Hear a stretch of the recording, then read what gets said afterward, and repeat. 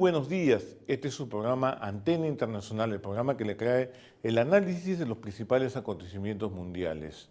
El día de hoy vamos a conversar acerca de un tema muy importante, como es el aniversario número 15 del día más importante, tal vez, de lo que va del presente siglo.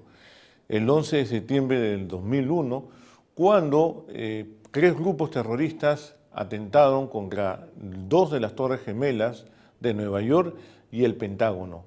Un cuarto grupo no pudo llegar a su objetivo gracias a la audaz y valiente decisión de los pasajeros que desviaron el avión. Lamentablemente, este avión cayó y todos murieron en general. Para hablar sobre este acontecimiento, cuáles son las repercusiones de tipo económico y dentro de la seguridad que hoy vive el mundo, va a estar con nosotros el internacionalista Carlos Noboa. Antes de la entrevista, vamos a ver un video acerca de este acontecimiento. Era imposible predecir que aquella mañana del 11 de septiembre del 2001, los neoyorquinos serían testigos del inicio de una nueva era de la historia contemporánea. 4 grupos de Al-Qaeda se habían organizado para lograr los mayores atentados terroristas que ha presenciado la humanidad en el mundo contemporáneo. 3 de los kamikazes modernos lograron secuestrar los aviones y conducirlos hasta las 2 Torres Gemelas, símbolo de poder económico de Estados Unidos. Un tercero se estrelló en el Pentágono y gracias a la heroica reacción de los tripulantes y pasajeros del vuelo 93, el cuarto avión no logró llegar a la Casa Blanca o el Capitolio. El saldo final fue el de 2.749 muertos en el atentado que cambió a Estados Unidos y al mundo.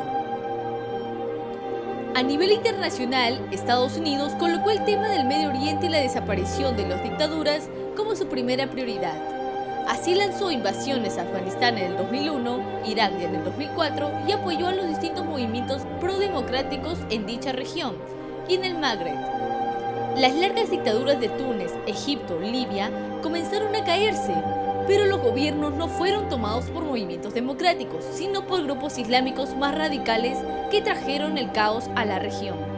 A diferencia de Al-Qaeda, el nuevo enemigo Estado Islámico comenzó a plantear una guerra convencional, pero tras sucesivas derrotas debido al bombardeo de una extensa coalición de 60 países que combate a los yihadistas, estos cambiaron las estrategias y comenzaron a atacar objetivos civiles en los países occidentales, y en forma especial, Francia y Estados Unidos.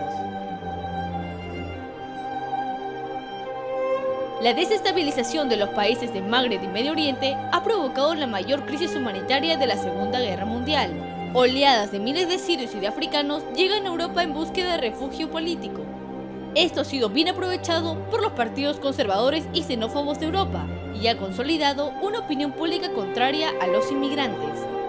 La salida de la Gran Bretaña de la Unión Europea es una demostración de la poca predisposición de países del viejo continente de ofrecer refugio a los que huyen de la guerra.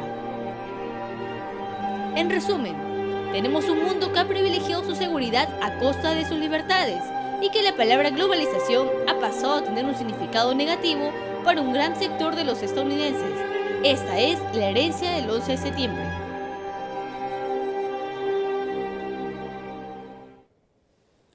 Como hemos visto en este video, Estados Unidos aún sufre las consecuencias del 11 de septiembre. Ante el dilema dispuesto entre mayor libertad entre sus ciudadanos o mayor seguridad para que no suceda un evento de esta naturaleza, las siguientes administraciones, luego la de George W. Bush, han tratado de adecuar y contestar esta pregunta. En la actualidad hay un candidato específico, como hemos visto, como es Donald Trump, que está replanteando el tema de la seguridad con medidas nunca vistas, como por ejemplo la reorganización de las relaciones entre Estados Unidos y la OTAN y por otra parte la prohibición del ingreso de musulmanes a Estados Unidos. Bueno, como me habías dicho al inicio del programa, tenemos el día de hoy al internacionalista Carlos Noboa y con él vamos a hablar acerca del legado que nos ha dejado el 11 de septiembre. El día de mañana se cumplen 15 años de este evento histórico que hasta el día de hoy repercute en la política mundial. Muchas gracias, señor Noboa, por estar en el programa. Buenos días, Jorge. Este evento todavía sigue siendo recordado en la política en la actualidad. Hace más o menos unos meses, el candidato por el Partido Republicano, Donald Trump, consideró que tanto el presidente Obama como la candidata Hillary Clinton eran los padres de Osama Bin Laden. ¿Cómo observa usted? ¿Cuáles han sido las principales repercusiones que ha tenido este evento hasta el día de hoy en Estados Unidos en el tema de seguridad, por ejemplo? Sí, es cierto. Si bien se recuerdan los 15 años del 11 de septiembre del 2001, lo concreto es que todo lo que ocurre ahora en política internacional está supeditado o es el reflejo, pues, de lo que ocurrió. El 11 de septiembre del 2001 es uno de esos cambios dramáticos, fechas históricas a nivel mundial que van más allá de los años, que van más allá de las épocas y que representa, pues, un golpe directo a la hegemonía de Estados Unidos, de la manera como ocurrió, además sin un solo disparo y en una operación que realmente superó, en el cual la realidad superó a la ficción. Además, en temas concretos de seguridad interna y externa, quienes han tenido la oportunidad de conocer Estados Unidos antes de esa fecha, siempre que uno pisaba ese territorio sentía que estaba en el país más seguro del mundo, ¿no es cierto? No obstante eso, después del 11 de septiembre del 2001, la paranoia real o irreal y las circunstancias propias de un país que se ve amenazado constantemente han hecho que Estados Unidos sea uno de los países más difíciles del mundo actualmente por cuestiones de seguridad. Ahora, hablando sobre la declaración específicamente de Donald Trump, ¿quién es el padre político de Osama Bin Laden?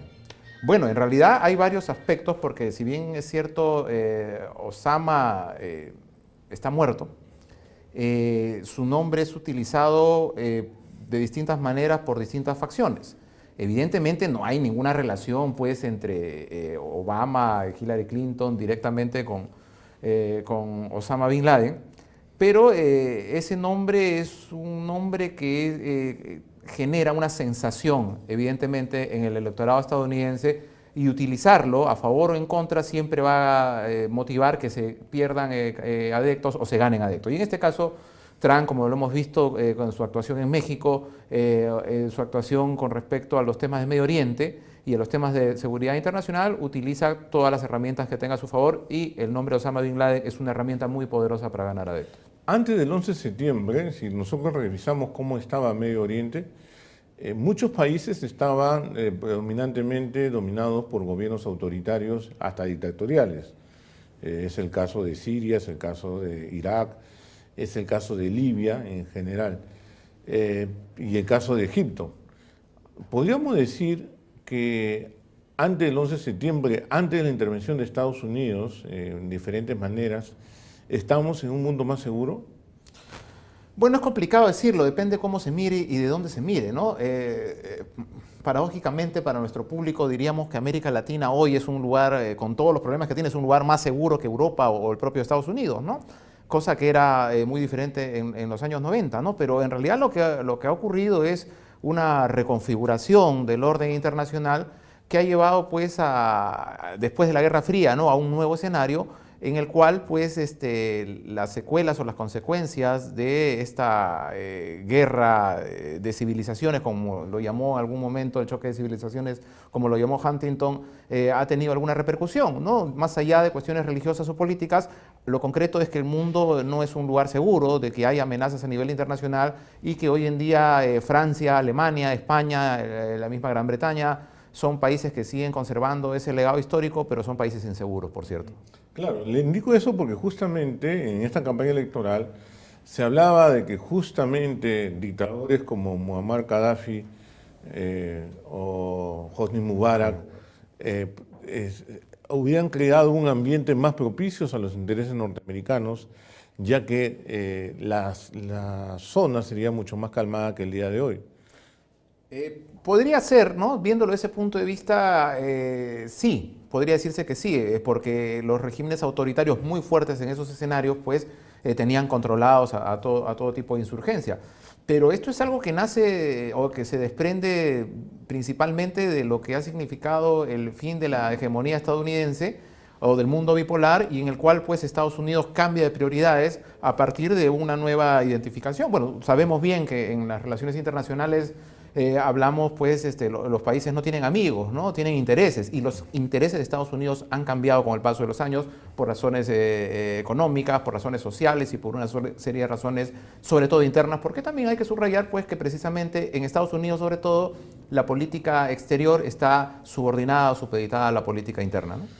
Estados Unidos, luego del fin de la Guerra Fría, toma la política de la promoción de la democracia como su piedra angular de su política exterior. Y con esos mismos deseos que apoyó en América Latina la vuelta de los gobiernos militares al ciclo de los civiles, también apoyó a los países del Medio Oriente para que se democratizaran los países. Después de 15 años, ¿podemos decir cuáles han sido los resultados de este proceso de democratización? ¿A qué ha llevado el apoyo de Estados Unidos, por ejemplo, el apoyo que brindó a la primavera árabe? Estamos hoy ante un panorama mucho más difícil antes de este apoyo. Yo lo dividiría en dos aspectos, ¿no? En América Latina, de alguna manera, este cambio que se da en Estados Unidos después de la Guerra Fría, que es un poco resultado, el producto del consenso de Washington, ¿no?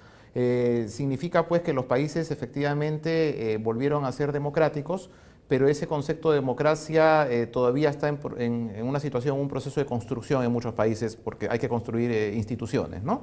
La aplicación de esta política neoliberal fracasó en Venezuela, fracasó en Argentina, en Ecuador y en Bolivia entre el 90 y el 2000, y produjo, pues, la llegada de nuevos líderes políticos antisistema, ¿no? Hugo Chávez, Evo Morales, Rafael Correa, etc. En otros países sí funcionó y la democracia ha ido manteniéndose, como es el caso de Chile, Perú, Colombia, Uruguay. En el caso del Medio Oriente, en los países árabes sí fue diferente el resultado. Yo creo que si tendríamos que calificar algo, diríamos que la política norteamericana fracasó en el Medio Oriente. Y ese fracaso se debe a una imposición o al intento de imponer una democracia liberal sin tener en cuenta la característica y naturaleza propia de los regímenes árabes, ¿no? Que el concepto, hay varios conceptos ahí, por ejemplo, el concepto de democracia o de igualdad no existe, el concepto de que la política está subordinada a la religión, porque el Islam es una religión muy fuerte, en la que muchas veces, y tanto en el sector de chiitas y sunitas, lo vemos en Arabia Saudí, lo vemos en Irán, en el que muchas veces los líderes religiosos, los clérigos, pesan mucho más que los propios políticos, ¿no? Entonces hay una serie de factores que Estados Unidos intentó imponer desde su perspectiva occidental, sin tener en cuenta, pues, la realidad oriental, y eso fue lo que ha ocasionado esta ruptura. Esto, tu apreciación nos llevaría a pensar de que no hay un único significado en lo que es democracia. Sabemos que estos países tienen una característica, nunca han tenido gobiernos democráticos, o sea, no tienen esa experiencia que por lo menos tienen otras regiones del mundo y saben lo que es una democracia. Por el caso específico de Irak, ¿no? Cada vez que ha habido elecciones, pese a todos los intentos que ha habido por parte del gobierno norteamericano en poder crear partidos multiétnicos y multirreligiosos, ha fracasado. Siempre han votado los chiitas por los chiitas, los sunitas por los sunitas y los kurdos por los kurdos. ¿Cuál es tu balance al respecto en Irak? Sí, muy interesante, porque Irak, pues, es un mosaico político en el cual vemos que justamente Estados Unidos, después de los atentados del 11 de septiembre, el gobierno de Bush con su nueva doctrina de seguridad y ataques preventivos, lo que buscaron es imponer una democracia buscando aliados, pero aliados afines a los intereses de Estados Unidos, ¿no? Lo hicieron en Irak, lo hicieron en Afganistán, con Karzai, y lo han hecho en otros países más. Pero precisamente, ¿no?, la forma en que Estados Unidos atacó, invadió Irak, primero Afganistán y después Irak, es algo que ha generado un resentimiento en el mundo islámico, no solamente por una cuestión política, sino que al estar asociada a la política a la religión, el resto de países de Medio Oriente lo ven como un ataque, como una afrenta a la religión, ¿no?, a la religión musulmana. Y por esa razón, pues, tiene mucho rechazo en otros países, ¿no? Entonces es un tema muy interesante porque Estados Unidos aquí hay un tema histórico, hay un tema de países dependientes, de recursos como petróleo que son fuertes, y Estados Unidos no ha buscado construir, no solamente Estados Unidos, sino sus países aliados, no han buscado construir, pues, democracias y liderazgos de una manera horizontal, sino han tenido básicamente una visión vertical, que es la que generalmente siempre las cosas cuando se hacen a la fuerza van a generar rechazo, ¿no? Claro. Algunos politólogos como Joseph Nye, habían acuñado el término poder duro y poder blando, el poder duro refiriéndose justamente al aspecto militar. En ese término, ¿crees que le faltó, en los términos de Joseph Nye, poder blando entendido como este poder que da Estados Unidos, dado por su propia industria, la propia marca de Estados Unidos? ¿Le faltó más poder blando a Estados Unidos para que exista esa empatía que falta? Porque Estados Unidos lleva 15 años y se sigue preguntando por qué nos odian tanto. Sí, es una pregunta muy curiosa y es un tema muy, muy interesante que los politólogos y los internacionalistas siempre estudian mucho tratando de buscar una respuesta. Los mismos estadounidenses, ¿no? Después del 11 de septiembre la gran pregunta era ¿por qué nos odian tanto? ¿No? En realidad esto pasa por el hecho pues, de tratar de imponer las cosas a la fuerza, de buscar no una política de entendimiento, de concesiones, sino básicamente de sometimiento, ¿no? Si a eso le añades la necesidad que había en la sociedad estadounidense de castigar a los organizadores de los atentados del 11 de septiembre, sea quien sea, entonces no le quedaba otra alternativa. El gran error de Estados Unidos, claro, es fácil hablar desde ahora y desde aquí, pero cuando uno hace el análisis y revisa la historia, se da cuenta pues que la razón principal de esta suerte de odio del mundo islámico hacia Estados Unidos se basa principalmente en que se buscó hacer las cosas a la fuerza, ¿no? Se buscó imponer un modelo antes que concesionar o de arreglar algunas cosas, ¿no? Uh-huh. Ahora, tal vez uno de los problemas que tuvo Estados Unidos, que ya lo superó con relativo éxito, aunque no ha desaparecido, ha sido el caso de Al Qaeda, con la muerte de Osama Bin Laden, que era la cabeza de la serpiente. Aparentemente, Al Qaeda ha pasado a ser un grupo secundario a nivel mundial. Sin embargo, con el debilitamiento de Irak por la guerra interna, y por el debilitamiento también que existe por parte del gobierno de Al-Assad en Irak, apareció el Estado Islámico. ¿Qué tan responsable es Occidente en general, porque ahí sí fue una coalición, en el debilitamiento de estos dos países que ha dado origen a un enemigo mayor en la región? Es muy interesante porque, Fabián, no nos olvidemos que Osama Bin Laden pues, algunos dicen que fue una creación de Estados Unidos en esta lucha en la época de la Guerra Fría de Estados Unidos contra la Unión Soviética en la invasión a Afganistán, ¿no? Entonces, sí, pues los países que buscan la hegemonía a nivel mundial siempre buscan aliados, siempre buscan consenso o siempre buscan alimentar a un sector, ¿no? Que le es favorable. Y en ese proceso de búsqueda de aliados, pues a veces lo que hacen es crean monstruos, ¿no? Y eso es lo que ha ocurrido. Es insoslayable pensar que el Estado Islámico, digamos, es una consecuencia directa de gente que se ha visto rechazada o postergada luego de la invasión de Estados Unidos, tanto Irak como Afganistán. En el caso de Siria, por ejemplo, es muy interesante. Tú decías, el fin de Al Qaeda, y precisamente ¿qué es el Estado Islámico? No es una decisión de la rama de Al Qaeda en Irak y en Siria. Uh-huh. Ahora, ¿qué repercusiones ha tenido justamente el 11 de septiembre con respecto a la política de seguridad ya interna dentro de Estados Unidos, ¿no? Cualquier persona que va a Estados Unidos en la actualidad tiene que pasar por rigurosos sistemas de chequeo en el aeropuerto, en general las huellas digitales, la foto, cosa que no había antes de esta fecha, ¿no? ¿Cómo observas tú que ha impactado dentro del área de las libertades del ciudadano estadounidense promedio?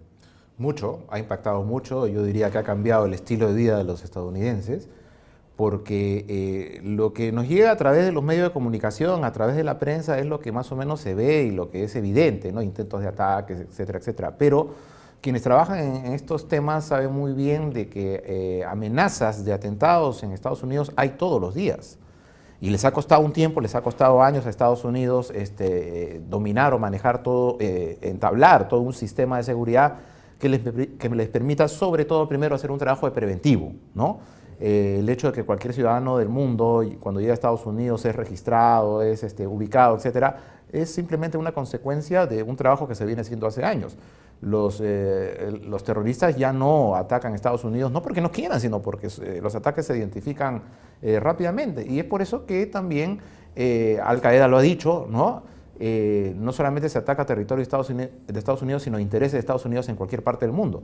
Y es algo que está ocurriendo en Francia, ¿no? En Francia lo que vemos a raíz de una serie de atentados que han ocurrido en los 2 o 3 últimos años, sobre todo, Francia, que es un país de libertad, de derechos humanos, ¿no? Muy libre en ese aspecto, se está viendo obligado a restringir las libertades en aras pues, de proteger su seguridad.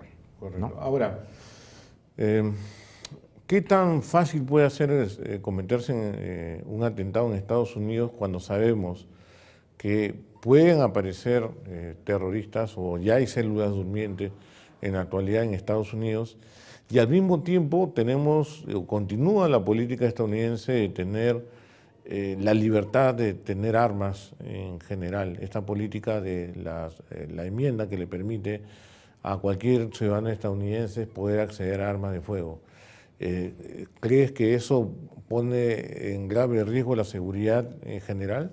Sí, es como una especie de dispararse ellos mismos a los pies, lo acabamos de ver, ¿no? Lo vemos siempre. En Estados Unidos los atentados y los ataques que han habido a nivel interno han sido, sí, pues, ataques de células del Estado Islámico, antes de Al-Qaeda, pero también ataques, pues, de ciudadanos que en actos demenciales, por una serie básicamente de razones psicológicas, pues, y de odio al mundo, han arremetido disparando a mansalva, ¿no? Entonces es un tema que, y hoy día, ¿no? Muchas veces se utiliza el pretexto del Estado Islámico para justificar cosas que ya hemos visto antes, ¿no? Antes era la guerra contra el comunismo, las brigadas rojas en Italia, en Japón, etcétera, etcétera, ¿no?